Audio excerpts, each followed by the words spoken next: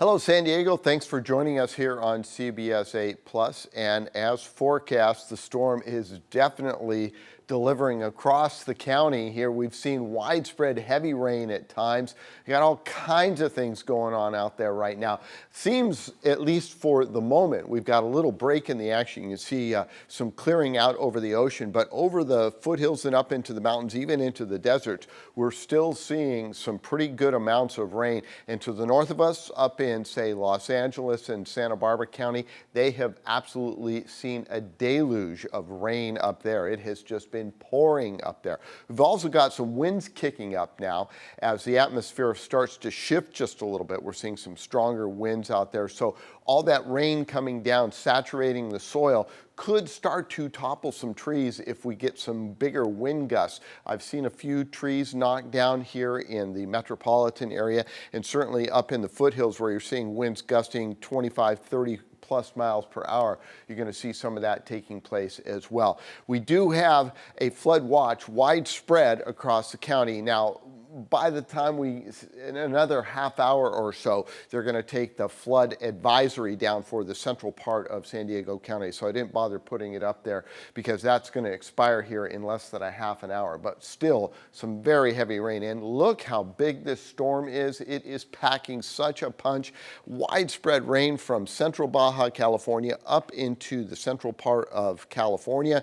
So we're seeing a very big storm in spring. Heavy rain into Las Vegas. It is marching through parts of the desert southwest, causing problems for them. Where they've really seen the lion's share of the rain is in the LA basin and up to Point Conception. So Santa Barbara has really been getting pounded. They've seen at least 4 to 6 inches of rain up there, and that will continue to be the case as the area of low pressure is circulating right here. That's why we're starting to see some winds kick up, and as those winds push through the area, again, we could see some trees getting knocked down.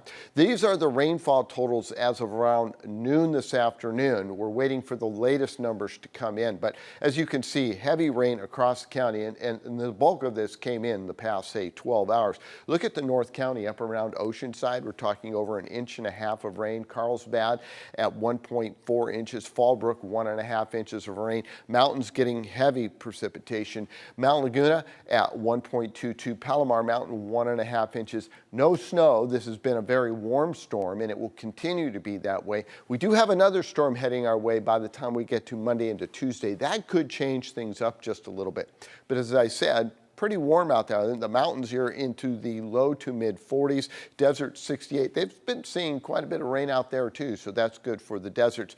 But from the coast to the inlet areas, we're talking upper 50s to low 60s, and it's not until you start to get a little elevation we're starting to see cooler temperatures. That's a live look from Mount Soledad. Winds are out of the southeast as the wraparound moisture and air mass is now coming in from the southeast. A few flicks of sunshine out there as we look towards the coastline. 64 degrees right now, and as I said, those winds are out of the southeast.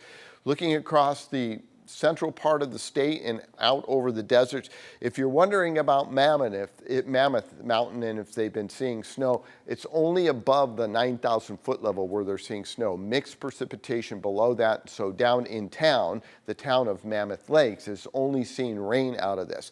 From, say, San Francisco all the way to Southern California, we're upper 50s to low 60s everywhere. And the deserts, despite the fact that there's a storm coming in, it's still pretty warm in Phoenix at 79 right now. The area of low pressure is digging south. It's coming in along the west coast. We've got a little bit of ridging out in the Pacific, but all that's doing is driving the storm track into the western United States.